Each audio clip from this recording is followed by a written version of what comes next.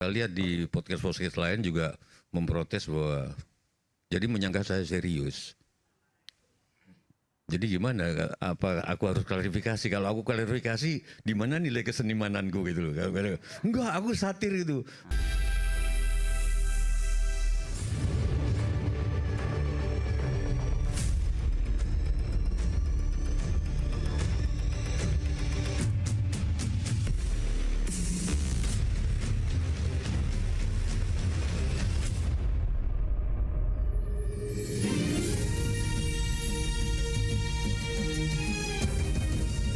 Disiarkan langsung dari studio MNC Conference Hall Ainus Tower, Jakarta.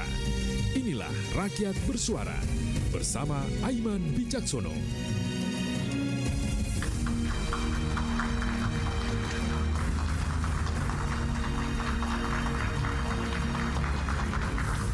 Ada satu ungkapan yang tidak pernah tuntas, tentu Anda semua masih ingat, terkait dengan ucapan alias mulut maupun macan alias harimau. Gus Miftah dikenal sebagai pendakwah terselip lidah.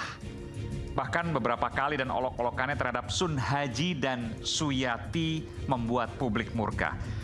Jabatan utusan khusus Presiden bidang keberagaman dinilai tak pantas untuknya. Dari kasus Miftah muncul desakan sertifikat bagi pendakwah. Pertanyaannya, perlukah? Bagaimana batasannya? Bagaimana sanksinya? Saya Aiman Wicaksono, inilah Rakyat Bersuara.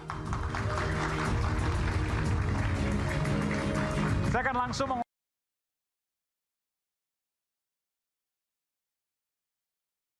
Umum Majelis Ulama Indonesia. Assalamualaikum Pak Kiai. Oke, silakan Pak Kiai.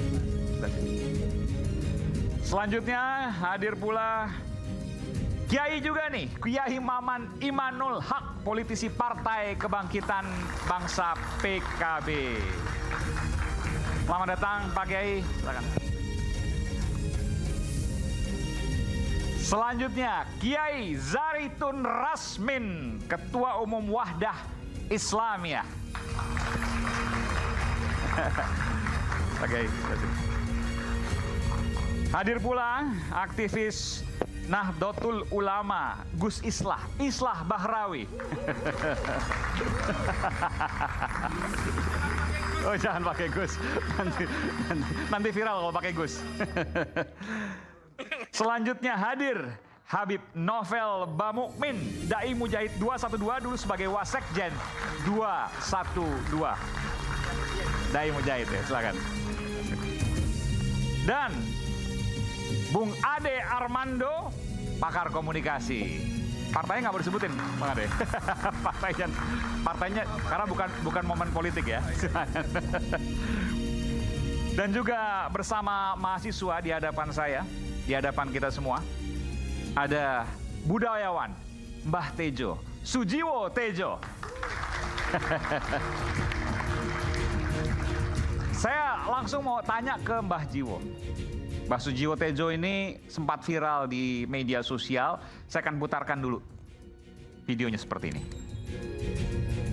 Assalamualaikum warahmatullahi wabarakatuh.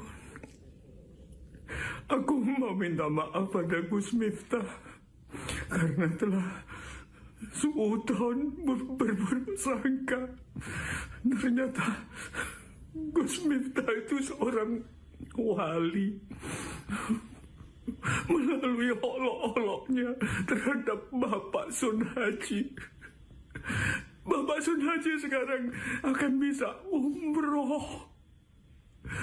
Punya rumah, punya duit. Kelihatannya saja Gus Miftah itu mengolok-olok, padahal dia mungkin adalah seorang wali yang tidak ingin dipuji. Dia ingin memberangkatkan Bapak Sun Haji ke umroh dengan cara mengolok-olok supaya Bapak Sun Haji tidak berhutang budi. Banyak kisah-kisah wali yang memberi duit dengan cara membuang duit ke muka orang supaya orang itu tidak merasa berhutang rasa. Aku juga mohon maaf kepada Bapak Sun Haji yang pura-pura senang ketika diberangkatkan umroh, baik oleh Gus Miftah atau oleh siapapun. Dia seolah-olah senang, padahal orang umroh itu kalau udah diniatin umroh atau diniatin haji tetapi nggak sanggup, itu pahalanya sama saja dengan orang yang berumroh dan berhaji. Apalagi Bapak Sun Haji, walaupun dia tidak umroh, bahkan dia sudah haji, namanya Sun Haji.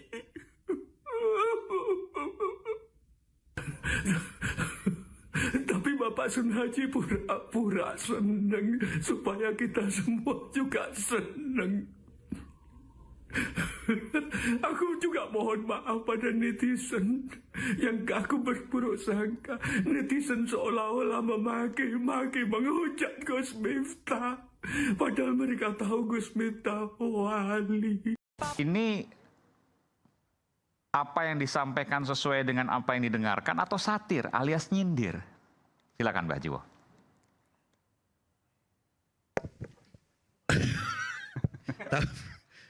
Bang Adi Armando tahu, katanya IQ rakyat Indonesia rata-rata di bawah rata-rata dunia. 78, nggak sampai, harusnya 82 minimal gitu. Saya dapat banyak komplain, banyak protes. Masa Gus Miftah wali? Terus saya lihat di podcast lain juga memprotes bahwa, jadi menyangka saya serius. Jadi gimana? Apa aku harus klarifikasi? Kalau aku klarifikasi, di mana nilai kesenimananku gitu loh? Enggak, aku satir itu. Terserah Bung Aiman. Kalau menurut Bung Aiman gimana gitu? Aku nggak ngerti gitu. Tapi saya ingin tanya ke Mbah Jiwo Tejo. Tapi bahwa di cerita-cerita sufi di Indonesia itu kebanyakan fikih problemnya. Beragama kalau cuma fikih gimana bisa mendalam? Cerita-cerita fikih banyak orang yang saat berpuasa jadi pura-pura tidak berpuasa. Saya mengalami sendiri. Dia pura supaya nggak dipuji. Duit ngasih duit melempar supaya dia tidak merasa berhutang jasa ke aku. Banyak kisah-kisah sufi. Itu wali. Kalau Gus Miftah kan beda. Anda mau sampaikan itu. Siapa tahu dia memang sufi. Kalau enggak, kita berapa? Adi Armando sekarang dapat honor. Semua anggota DPR nggak boleh. Hanya kasus Gus Miftah. Banyak orang konten kreator yang mungkin juga termasuk saya gitu loh. Belum pernah saya sampai jutaan kayak gini ditonton gitu loh. Enggak, saya mau tanya gini deh, jujur aja. Mas Jiwo, itu nangis beneran nggak? Supaya pemirsa juga tahu, oh itu beneran atau enggak gitu. Aku itu aktor. Aku bisa sekarang nangis, dan aku dalang. Jangan lupa dalang. Aku nanti dalang di Banyuwangi. Dalang itu dalam pembawa. Wela talah, lah katanya bumi kelak lain jagat lalu semua ini marah orang ada. Bisa berangkat. Oh, kalau boten bisa gitu. Kami terdidik untuk begitu. Jadi saya nggak mau jawab kalau itu nanti terlalu ngajari. Tapi saya heran aja bahwa, saya ada yang menganggap saya serius. Ini menarik. Berarti Pak Prabowo sangat berat tugasnya gitu. Dia menjadi presiden dari bangsa yang menyangka saya minta maaf betulan gitu, gimana itu.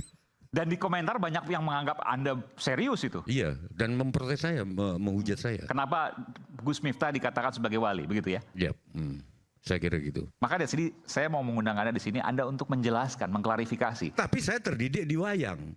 Itu bedanya wayang sama agamawan. Dalang dalam tanda kutip lebih dalam, gitu loh. Kalau nggak ada orang jelek, nggak ada orang bagus. Rahwana, kita berutang jasa pada Rahwana. Tanpa Rahwana, Rama tidak akan kelihatan baik. Jadi jasanya Rahwana membuat Rama jadi baik. Jasanya Gus Miftah membuat kita jadi baik. Itu berjasa, itu masuk surga kalau di dalam hitung-hitungan. Karena kalau nggak ada ustadz begini, ustadz yang baik nggak kelihatan. Maksudnya ustadz yang buruk yang begini? Enggak, misalnya. Enggak kan? Gitu loh. Misalnya Aiman. Oke, kita berikan tepuk tangan dulu Pak Jiwo.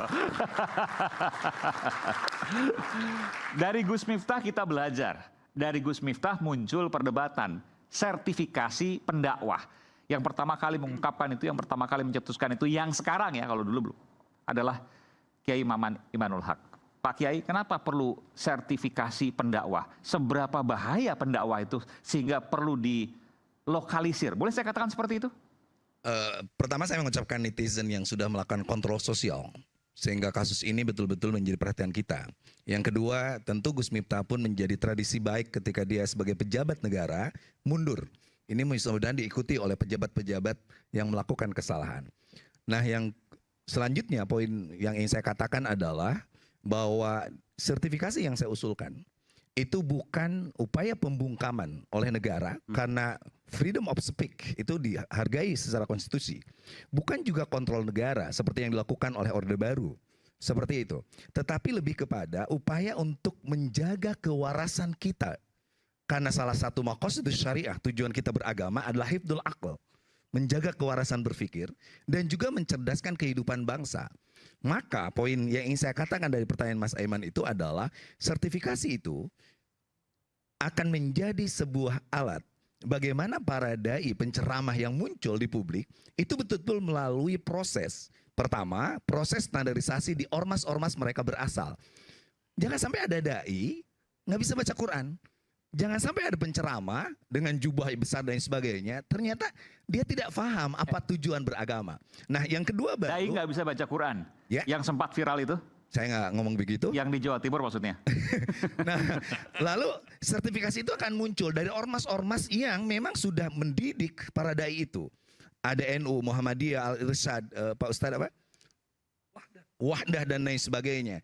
Maka saya sebagai anggota DPR Komisi 8, saya bilang Kementerian Agama harus segera bermusyawarah dengan ormas-ormas itu untuk melakukan standarisasi itu lalu keluar sertifikat. Supaya orang-orang yang memiliki kapasitas bila mulai muncul, dia distribusi ke beberapa lembaga dan sebagainya. Tapi orang yang tidak pantas disebut dai atau ustadz untuk tidak dengan keberanian tapi tanpa pertanggungjawaban muncul ban publik. Kalau tadi Mas Sutejo mengatakan bahwa EQ kita adalah 87,43, itu salah satunya penyebabnya karena kita membiarkan tidak ada yang mengedukasi masyarakat termasuk para ustadz, para dai itu. Sebentar, tadi Anda sebutkan ada dai, jangan sampai ada dai yang kemudian tidak bisa baca Quran lalu kemudian punya pengikut dan lain sebagainya. Sempat viral, saya nggak tahu apakah itu yang Anda maksudkan atau tidak. Tapi itu berbahaya. Sangat berbahaya. Kalau kita mengacu kepada hadis Rasulullah SAW, suatu waktu ada masanya di mana qalla ulama'uhum ay fuqaha'uhum wa katsurahu taba'uhum. Sebuah masyarakat akan hancur bila sangat sedikit ilmuannya, sangat sedikit ulamanya, sangat sedikit yang paham agamanya. Yang muncul adalah penceramah-penceramah yang tidak argumentatif, tidak menonjolkan agama yang substansional, tapi hanya simbolik, hanya ngakak-ngakak, hanya tertawa, hanya membiarkan kemiskinan di mana-mana, pembodohan di mana-mana dan sebagainya. Jadi jangan berharap Indonesia emas 2045 terjadi bila kita tidak memulai peningkatan kualitas para dai. Kalau ada sertifikasi pendakwah, maka hal itu tidak akan terjadi karena akan tersortir dari awal. Saya yakin ini tokoh-tokoh besar semuanya. Saya kenal beliau-beliau akan mendidik para dai, tapi tolong masyarakat pun teredukasi. Jangan mengundang ustadz atau mengundang dai tanpa kapasitas nilai-nilai agama. Seperti itu. Oke, saya ke Pak Kiai Zaitun Rasmin. Kalau seandainya seperti itu terjadi, saya nggak tahu sekali lagi apakah itu dimaksudkan yang salah satu daerah di Jawa Timur atau tidak, yang kemarin sempat viral dan sebagainya dan kemudian jadi olok-olok juga di media sosial. Tapi kalau seandainya ada sertifikasi pendakwah, maka hal itu nggak akan terjadi, Pak. Dan ketika itu terjadi, maka bahayanya luar biasa. Akan ada banyak pengikut yang bisa dibelokkan kemanapun. Termasuk ke hal-hal yang berbahaya, termasuk terorisme misalnya. Tapi kalau ini kan bukan terorisme, ini hanya soal ilmu pengetahuan yang memang dipertanyakan begitu ya. Silakan. Bismillahirrahmanirrahim. Jadi kalau dari sisi substansi, ya sebetulnya sangat setuju. Substansinya bahwa memang seorang dai harus mempunyai standar, ya itu standar minimum harus ada. Dan harus ada sertifikatnya. Itu yang saya belum setuju kalau itu. Oke, di mana setujunya? Karena sertifikat ini rawan untuk dimanfaatkan oleh pihak tertentu, ya. Dan infrastruktur kita juga tidak mudah untuk bisa mensertifikasi semua dai sampai ke pedalaman-pedalaman. Sementara keperluan untuk dakwah ini itu luar biasa besarnya. Ya. Kalau ini menjadi suatu peraturan dan kaku, apalagi ada yang memanfaatkannya, bisa jadi bumerang. Apa yang Anda bayangkan ketika ada sertifikat maka bahaya Pak Kiai? Bahayanya bahwa ya di mana-mana kalau ada suatu bentuk sertifikat misalnya bisa dimanfaatkan oleh pihak tertentu, terutama untuk hal-hal yang besar misalnya. Misalnya apa? Misalnya berbicara di forum-forum, berbicara di masjid-masjid instansi, ya. Nah ini bahayanya di situ. Nanti ada orang-orang yang ini kecuali terutama kalau sertifikasinya ini oleh pemerintah. Kalau MUI ya, dan sekarang MUI sudah melakukannya dengan istilah standarisasi. Dan tidak sebetulnya begini, kalau kita setuju substansi, la musyahata fil istilah. Tidak perlu berdebat tentang istilah. Maka kita perlu buat yang namanya kesepakatan secara substansi itu. Setuju sekali bahwa ya kalau dia sebagai khatib misalnya, terutama nih sebagai khatib atau menjadi penceramah di komunitas yang beragam, yang luas, apalagi menggunakan media TV dan seterusnya, ini sangat memerlukan standarisasi. Iya. Tapi jangan pemerintah, jangan negara. Sebaiknya jangan. Iya, sebaiknya jangan. Apa bahaya kalau negara atau pemerintah ikut campur dalam urusan agama? Karena kalau pemerintah tidak lepas daripada yang namanya urusan politik. Dan kita tahu semua, ini tidak berbicara tentang siapa pemerintahnya, tapi pemerintah bisa ada like and dislike, pasti itu. Cawe-cawe Jadi maksudnya? nanti misalnya orang-orang dari partai-partai yang mendukung, ya, Enggak, maksudnya afiliasinya- Pak Kiai, maksudnya cawe-cawe. Ya saya tidak usah bicara itu. Kita ini jangan selalu lihat ke Oh, enggak, belakang. enggak, kan ke depan cawe-cawe. aja. Itu Cais lah itu yang lebih tahu kalau itu. Dan itu bahaya. Jadi saya sebut aja nggak Iya. apa. Cawe-cawe kan cawe-cawe tidak merujuk pada satu orang tertentu. Ya, Pak betul. Kiai. Baik. Bisa siapa saja, betul ya. Jadi dia memang jadi riskannya di situ. Pak Kiai kayaknya agak trauma dia bilang cawe-cawe. Ya saya hanya mau menghindari untuk don't look back lah. Oke. Jadi kita ingin bagaimana ini satu yang baik, tapi jangan jadi bumerang. Oke. Dan semua orang tahu, ya urusan politik itu bisa ditarik kemana-mana. Ya, jadi nanti ada yang gampang dapat sertifikasi karena kebetulan ormas yang kasih masalah. Pertama saya ingin jangan fokus ke orangnya. Ya, kalau dalam Islam ini selalu fokus pada perbuatannya. Perbuatan salah dan benar. Yang benar perlu disebarkan, yang salah untuk kemudian dieliminasi. Dan kita selalu mencari cara bagaimana menghindarkan diri. Sebab kalau fokus ke orangnya banyak yang lupa diri. Mungkin dia juga seperti itu sebetulnya. Hanya beruntung saja media tidak mengangkat, sama dengan para koruptor. Ya kan? Sudah terbiasa nih, apa yang sudah sering kita dengar. Para koruptor itu bilang, ya cuma apes aja nih. Ya, lagi apes. Banyak banget yang ribet. Apakah ketika banyak pejabat korupsi, baik itu eksekutif, legislatif, yudikatif, tiba-tiba kita perlu juga bilang buat sertifikasi untuk pejabat. Boleh nggak tuh? Ya. Jangan dai aja yang mau disertifikasi. Pejabat tidak ada yang boleh jadi anggota DPR ini dan seterusnya kecuali dari sertifikasi dari lembaga tertentu. Ya. Misalnya karena ini kaitan dengan moral, kaitan dengan iman, dia harus disertifikasi oleh lembaga keagamaan. Kalau Muslim dia dari MUI, ya nggak boleh dia. Nah tapi itu kan bukan solusi, kita juga tidak mau. Jadi persoalannya jangan simplikasi dan jangan memudahkan persoalan. Mohon maaf ini, tapi substansi saya setuju. Dan kalau perlu berjenjang, ada yang distandarisasi oleh ormas, ya, dan ada oleh MUI sebagai payung besar. Tapi jangan oleh negara. Sebaiknya jangan oleh negara. Kita kembali saat lagi, tetaplah bersama kami di Rakyat Bersuara.